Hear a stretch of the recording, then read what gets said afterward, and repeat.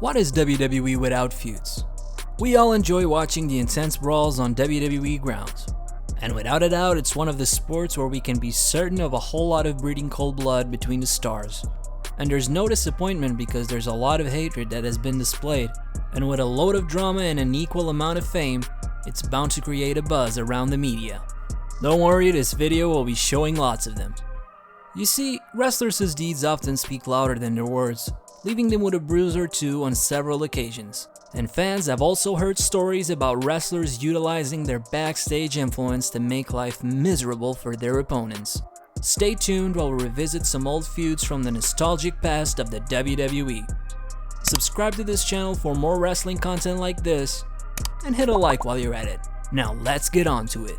Number 1. Edge and Matt Hardy. The bitterness between Edge and Matt Hardy is well known among wrestling fans. We've all seen Edge, who is remarkably well looking and has the riz that can attract any lady that walks by. If you're a good storyteller, you'll see where I'm headed. Yes, Matt Hardy's chick was among the women he charmed, and Hardy wasn't about to let it go. Matt and Jeff Hardy debuted in WWE at the same time as Edge, who later chose Christian as his partner. They became great friends and toured the roads together. Lita began her WWE career as Essa Rios' manager, but she quickly abandoned him and joined Matt and Jeff as Team Extreme. Lita and Matt started dating, and their bond grew stronger. When Matt Hardy was sidelined for nearly a year due to a major knee injury in 2004, Lita began traveling with her and Matt's close buddy, Edge. Lita began an affair with Edge when Matt was on the road. Edge was married at the time and Lita was still dating Matt, making for an awkward scenario. When Hardy found out, he was enraged and took some unethical measures. Hardy's contract was later terminated after he publicly announced that his then girlfriend Lita was having an affair with his friend Edge. However, once the affair became public, WWE fans conveyed their feelings to Edge and Lita, with the majority siding with Hardy. Number 2. Ric Flair and Mick Foley. We all know that women usually cause significant feuds among guys, especially between best friends. But this time, it was the men themselves. Ric Flair and Mick Foley are two professional wrestling enterprise giants, and while their careers ended decades ago, they are still revered by the current crop of wrestlers and fans for having bled torrents for the pleasure of the masses. Ric Flair, known as an unquestionable legend, and Mick Foley, the frankly underestimated and underappreciated fellow, were pivotal figures during the Attitude Era. Foley and Flair did not get along. Flair was clueless at first, but Foley took several digs at the Nature Boy, criticizing his promo technique and claiming that unlike Flair, he put his body on the line and threw the crusher for the fans' amusement. This was in response to Flair's autobiography, in which he referred to Mick Foley as a glorified stuntman and argued that Foley had no choice but to wreck himself because he had no other way of getting along with the fans. In the end, he dubbed Mick Foley a giant mark of himself, which irritated Foley. Foley has also written extensively on Flair in his book. While Flair was a brilliant worker, he was not a great booker, according to the hardcore legend. According to Foley, the Nature Boy was just as mediocre a booker as he was a wrestler. In 2004, these two truly crossed paths on screen and backstage. During a Raw filming in December of the same year, Foley and Flair ran into each other, and the situation swiftly escalated. Thankfully not too far. Flair offered his hand for a shake at first, but when Foley made it plain that he didn't want to shake his hand, Flair curled the same hand into a fist and punched Foley. People from the surrounding area intervened to separate the two icons, but they continued to rage at each other. 2 years later, these two seriously clashed on screen, with the plot centered around domestic rivalry. The conflict began when Ric Flair called Foley a glorified stuntman yet again, and Foley responded by calling Flair a washed-up piece of crap who only made it famous in the wrestling business because he had friends in the right places. While the two first clashed in a 2 out of 3 falls match at Vengeance 2006, the I Quit combat at SummerSlam was the genuine climax of the feud. The encounter was excruciatingly harsh, made worse by the fact that Flair was wrestling in his late 50s. It was like witnessing two grandpas fight. Even Zlatan would be surprised. Flair won the bout after putting Foley through hell thumbtacks and barbed wire, and Foley was forced to say that pair of words, handing Flair the match. That was the conclusion of their feud under the WWE banner, but they had another battle in TNA in 2010. What a rivalry between the two legends, and it is known that they eventually buried the hatchet. Well, these weren't the only dramatic men. Number 3, Seth Rollins and Matt Riddle. Wherever there is a debate or feud, one man cannot be overlooked. Matt Riddle, the lone bro man. He is in fact insane. Riddle has always found himself in headaches or fights with other WWE stars, and this time he found himself in a similar scenario with one of his fellow gigantic WWE stars, Seth Rollins, without even putting in the effort. Ladies are probably good at making guys pounce on each other, and this time was no different. Lisa, Riddle's wife at the time, made harsh remarks about Becky Lynch, probably one of the GOAT ladies of the wrestling ring, on an Instagram post. She singled out Lynch, stating she was tired of divas being straight, skinny, jiggly fat. While her post was disguised in an attempt to express this with good intentions, it came off as an unnecessary personal assault.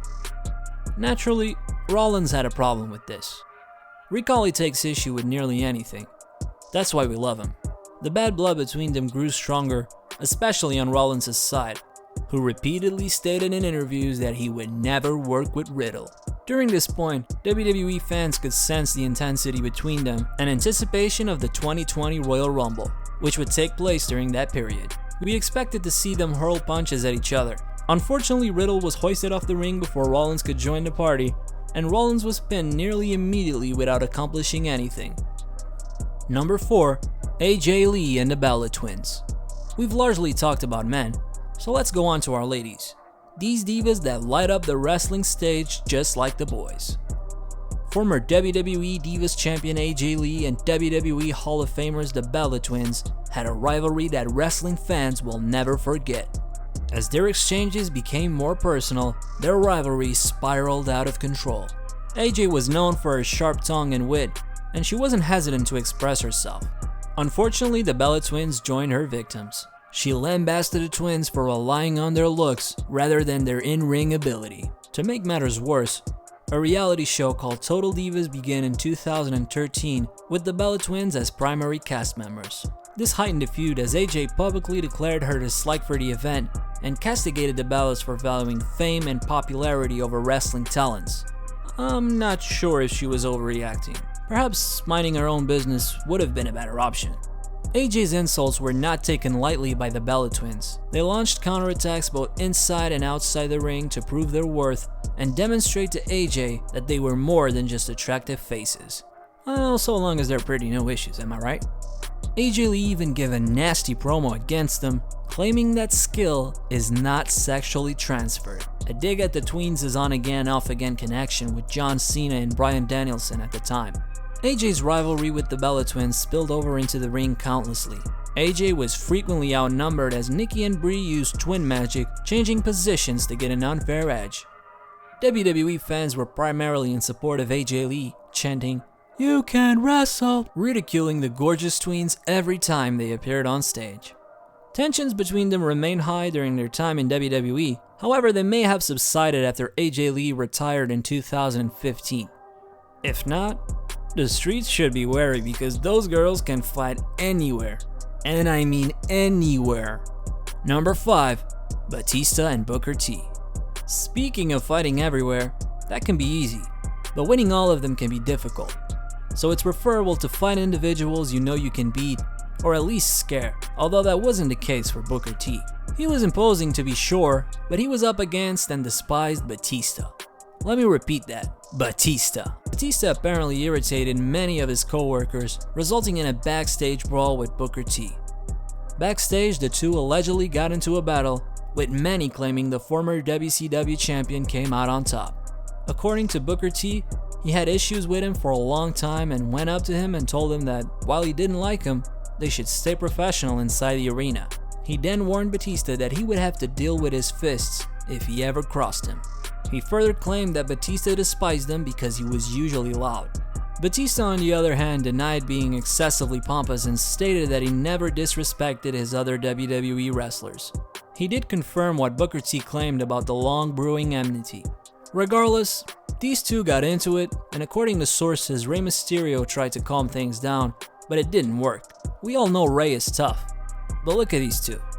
They'd surely squash him. Booker T was the one who challenged Batista, which sparked the fight. The widely held belief was that Booker T won. In the aforementioned interview, Booker T elected not to comment on what actually happened, although he spilled something hinting that he beat up Batista, as common belief has it. But Fit Finlay, a witness, had a different perspective.